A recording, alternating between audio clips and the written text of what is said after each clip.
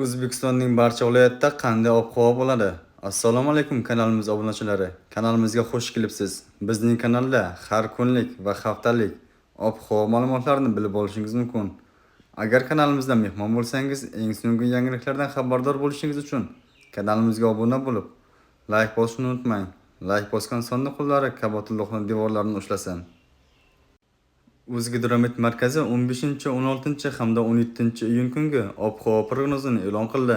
Unga ko'ra havo biroz bulutli, ba'zi joylarda o'zgaruvchan bo'ladi. Yog'ingarchilik kutilmaydi. Shamol sharqdan 7-12 metr/sekund tezlikda esadi.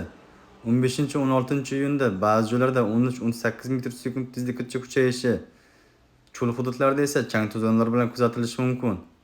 Harorat 15 va 16 iyunda kechasi 20-25 daraja, kunduzi 33-38 daraja, 17 iyunda kechasi 22-27 daraja, kunduzi 35-40 daraja bo'ladi. O'zingizni asrang, xayr, salomat bo'ling.